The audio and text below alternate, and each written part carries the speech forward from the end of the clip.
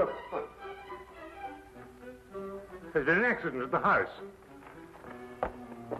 Please, miss, please give me the key so I can unlock you. Be sensible, Doreen. This nonsense is getting you nowhere. I demand to be arrested. Now, just what's going on here? This young lady, Doctor. Oh, hello, Mr. Holmes. Ah, good day, Wilkins. She's a Suffragette. We demand that women be given the right to vote. Yes. She and some other suffragettes invaded the home of the Honourable Chauncey Pimpleton and started a demonstration. Pimpleton? Why, he's the Member of Parliament, lives just round the corner. That's him, sir. We were getting them to move on, and this young lady broke loose and chained herself here, sir. But why did you do it, miss? Because we want equal rights for women. That's why. Yes, but I don't see how chaining yourself to iron railings is going to obtain for you. You wouldn't understand. You're a man. She probably wants to wear trousers, too. If I wanted to, I would. Mr. Holmes, can you get her loose? She slipped the key of the handcuffs down her... We're waiting for a hacksaw now, sir. That's right, a hacksaw. Hack me to pieces while you're at it. I'm only a woman.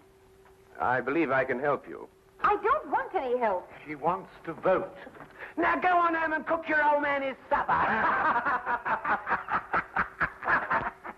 Now arrest me. I insist upon it. I'll leave her in your hands, if I may, Mr. Holmes.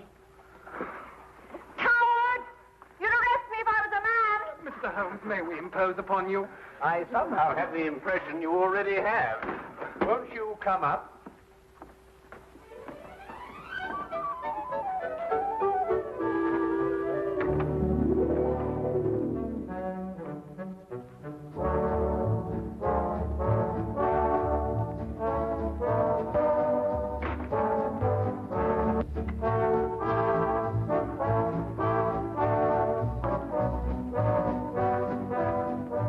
Permit me to introduce ourselves. This is my fiancée, Miss Doreen Meredith. First secretary to give the women the vote. I'm delighted to meet you, Miss Meredith. And I'm Henry Travers, personal secretary to Mr. Pimpleton. Oh, yes. I seem to remember that it was Mr. Pimpleton who led the attack on the Suffragette bill in the House the other day when it was defeated. And very, very resoundingly defeated. Yes, that old stuffed shirt. He'll be sorry. I wish you'd get out of this Give Women the Vote League, Doreen. It's dangerous. Yes, I can see that it has its inconveniences, Mr. Travers, but I don't really believe that it's dangerous. Would you call bombs dangerous, Mr. Holmes? Good heavens, are they using bombs now? Oh, just a teeny one. Boris and I made it to blow up a lion. My dear young lady, you don't blow up a lion, you shoot it. Who is Boris? An anarchist. An anarchist. He's an old dear who wouldn't hurt a fly. Blowing up lions, anarchists. Sometimes I don't know where modern England's going. Well, perhaps Miss Meredith might be good enough to indicate that direction for us. Well, it all began at the meeting of the Give the Women the Vote League. Miss Agatha Axton, our president, was presiding. Quiet, ladies, quiet. I've called this meeting of the council in order to consider our next step in view of the defeat we suffered last week. As you know, the Honourable... Honourable... Bosh. Even if he is my cousin. Well, anyway, Chauncey Pimpleton rallied the anti-women forces in Parliament and defeated our bill by the narrow margin of 347 to 1. Boo! Pimpleton! Boo! Pimpleton! We've got to do something, ladies. We're not making enough noise in the world. What would Joan of Arc do? What would Catherine of Russia do? They would attack. They would blow up something. Blow up something? How do you do that? I don't know, but they would do it. Don't bombs blow up things? I think they do. Let's buy a bomb. Where can you buy one? I've never heard of a bomb shop. We could make one. I'll make one. Can you? I don't know. I've never tried. I'll get a book. Good. But, What shall we explode? Let's explode a lion. Wonderful. We'll explode a lion. A very small one, of course. Well, anyway, I didn't know how to make a bomb. So, So she advertised in the Times.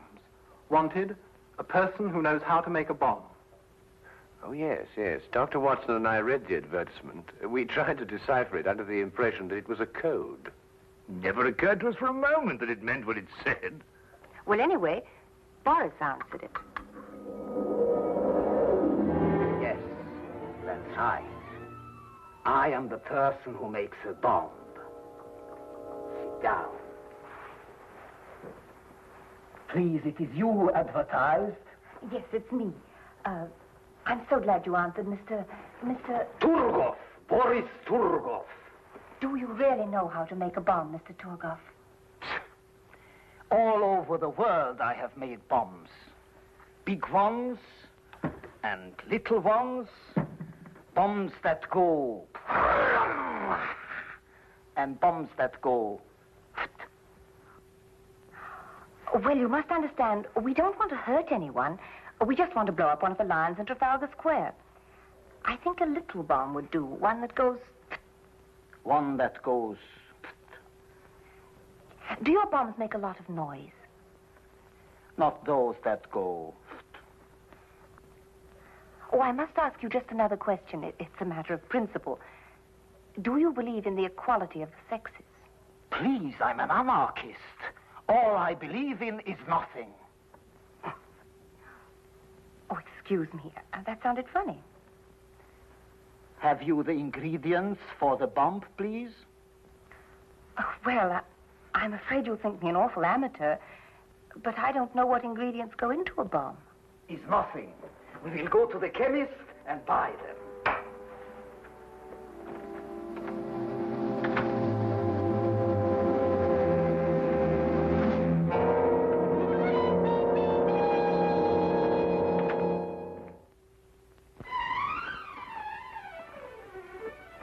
Here you are, sir. Everything you ordered. Glycerol, toluene, nitrate, and sulfuric acid. Oh, yes, and gunpowder. Yes, ma'am. Be careful, though. You could make a bomb with what you have here. Good day. Good day.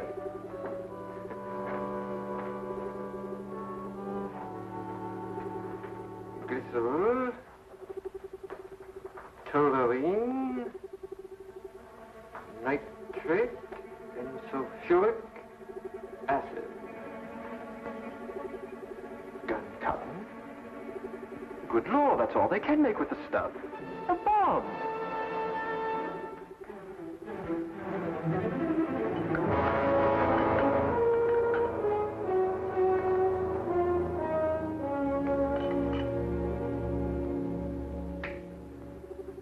It's clever, no?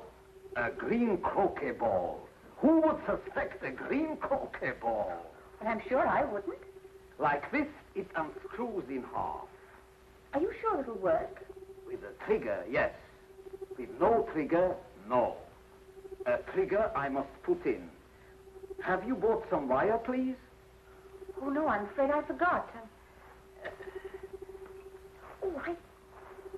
Would a hairpin be all right? Is possible.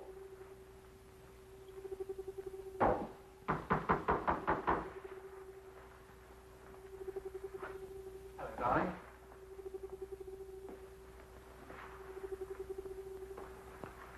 Guess what this is? Well, croquet ball, of course. No, it isn't. Here, let's put it back into the garden. But, darling...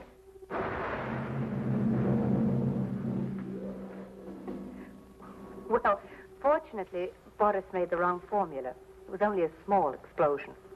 And so you made another bomb out of a croquet ball. Oh, yes, we went to work on it right away. Where is it? Here. Doreen! Good Lord, get it away from her, Holmes. Well, it won't go off unless it's hit very hard. Might I see it, Miss Meredith? Take care, my dear chap. That's no croquet ball, you know. That's precisely what it is, Watson. Just a very ordinary croquet ball with a crest on it. Why, that's Mr. Pimbleton's favorite croquet ball from his garden set. And the crest? The family's. His uncle's the Earl of Clareborough. His favorite croquet ball, did you say, Mr. Travers? Does he always use a green one? Always. He plays every afternoon at 5. He's as regular as a clock. Then if that's his croquet ball, then someone must have... Exactly, Watson. Well, then he'll go and play croquet with a bomb. What time is it now? 5 o'clock. He only lives just around the corner. If he's as punctual as Mr. Travers says he is...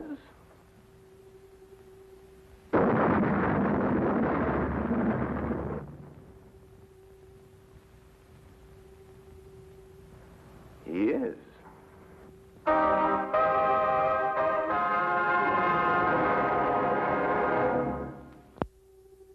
He was standing here when it happened.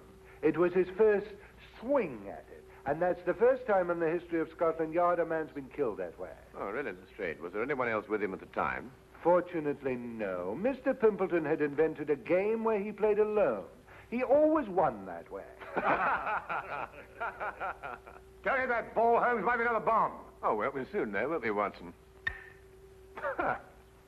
Any other leads, Lestrade? Well, he received a delegation here in the garden.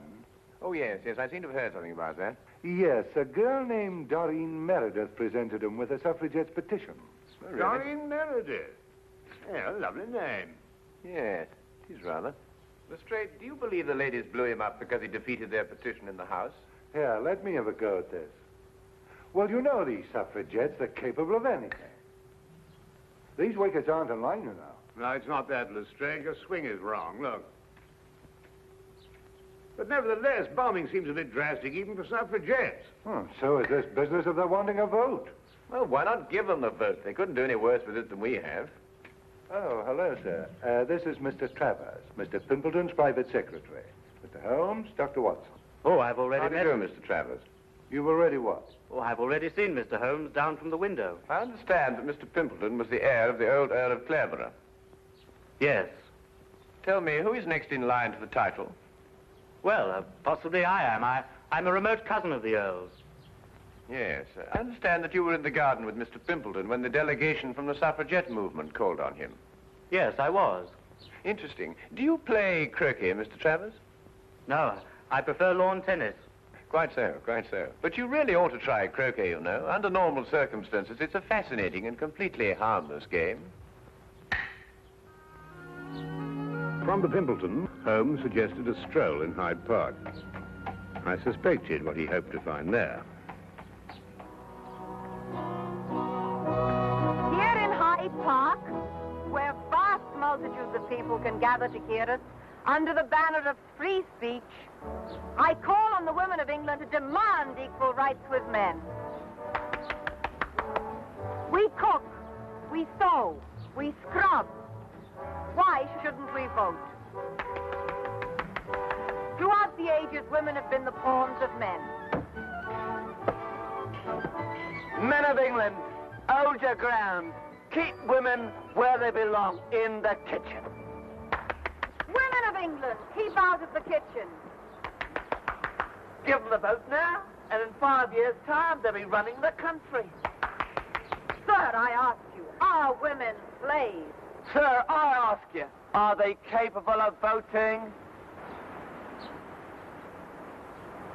I no speak English.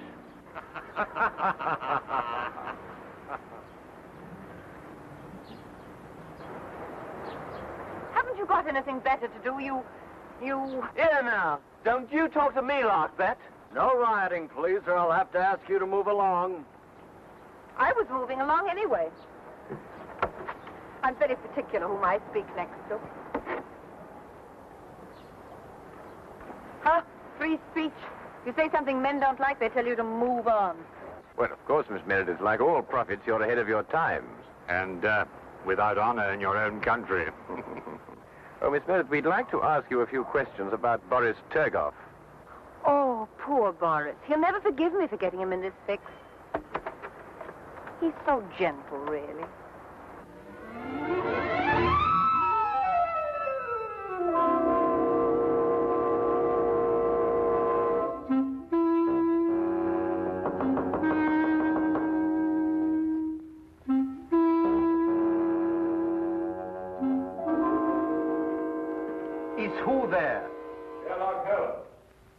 want what?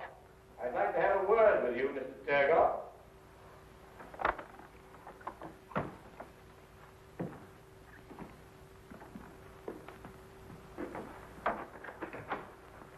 This is my good friend, Dr. Watson. I'm told you manufacture bombs, Mr. Turgot. All kinds. Long fuse, short fuse. Did you make only one bomb for Miss Meredith? Oh, you know of that one. Well? 2 bombs I make for her, but one her young man sets off. Accidentally. He says. Do you know where this other bomb blew up? Yes. In Mr. Pimpleton's garden. Not the first time that the Turgov bomb goes off in the wrong place. Can you explain how the bomb became substituted for the croquet ball? No. I do not go inside the house. I wait outside. Then the police come. And when the police come, Turgov goes. Always. Without exception. I see. Miss Meredith tells me that you sent it to someone who makes little bags in which to carry bombs. Yes. A friend of mine I have who makes bomb bags. Who is he and where does he live? A Greek named Chen Ten Yong. He lives in Soho at 22 Flower Street. A Greek named Chen Ten Young? He says he's a Greek. Am I to call him a liar? Thank you very much, Mr. Turgot. Come, Watson.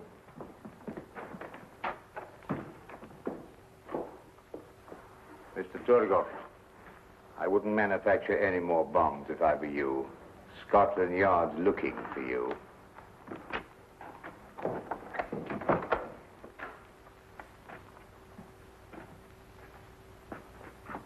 What? No more bombs? What am I to make then? Paper bags filled with air, maybe? Paper bags.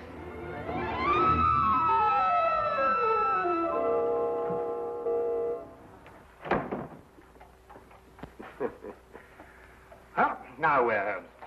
Well, now a visit to Mr. Chen Ten Young, and then a bit of research at the College of Heralds. College of Heralds?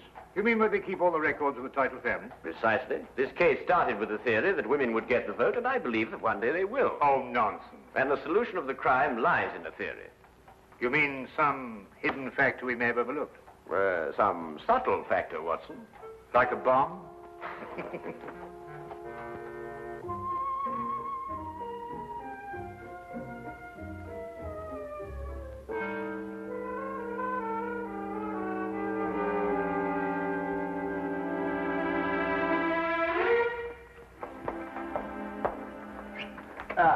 Holmes. Dr. Watson? Isn't it a wonderful day? Yes, that's straight. You look very pleased with yourself. I am, Holmes, I am. I'm going to give you a sample of Scotland Yard at work. No magnifying glasses, just plain, ordinary police routine. Excuse me, Dr. Watson. Send him in, Wilkins. Very good, sir.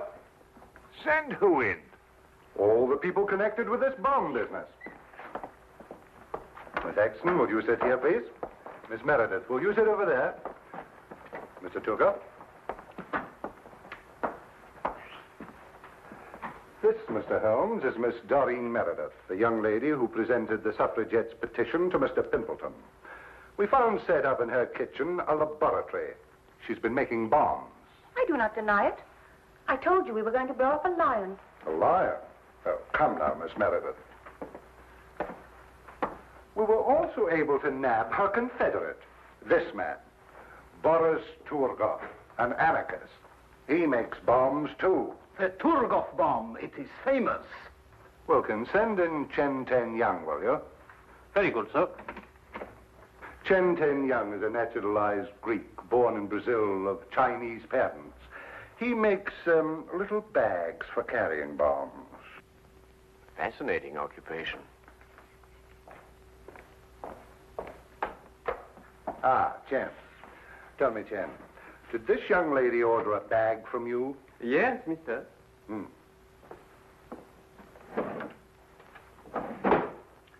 Did you make this bag? Yes, mister. 5 shillings, 6 pence. That is so, but on price. I see. Well, there it is, Holmes. There you are. An open and shut case.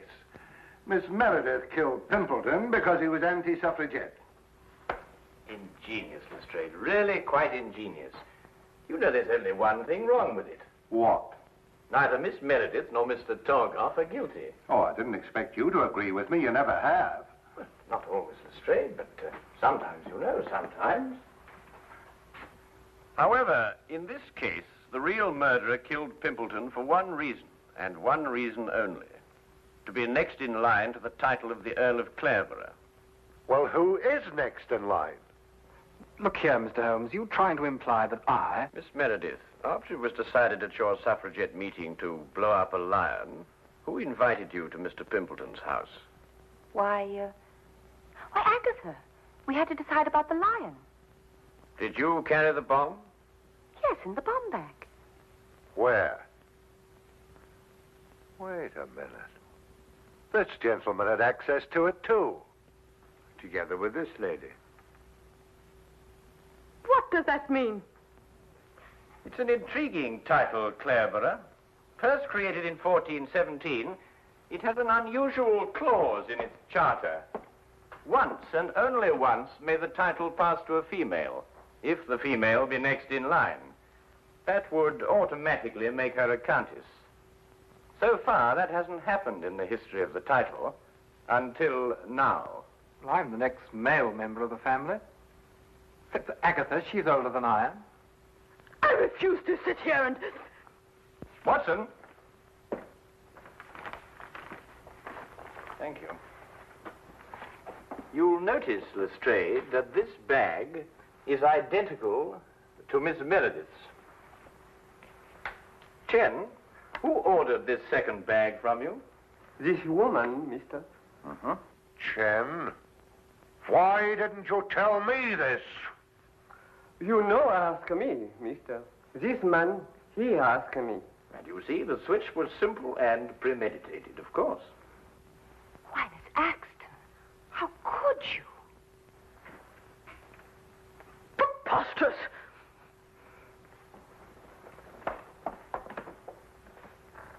Anyway, young man, you had no right to come into my house and get that handbag. It's thieving, and it's against the law. Detain her, Wilkins. Mr. Holmes, whatever made you think of Aunt Agatha?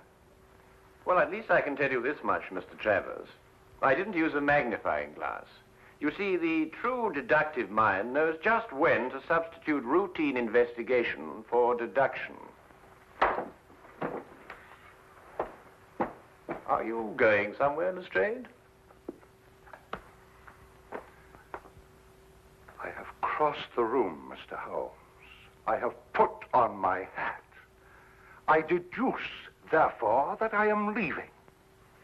Routine investigation will reveal the fact, Mr. Holmes, that I have gone to see the commissioner. I will ask him to do everything in his power to encourage the suffragette movement. We will then no doubt have a woman inspector in this office. And when Boris gets out of jail, Mr. Holmes, I will ask him to make me little bombs. I will then go about London, blowing up lions. Good day!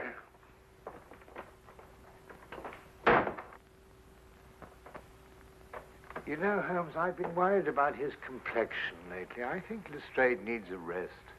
Yes, Watson, yes, I'm inclined to agree.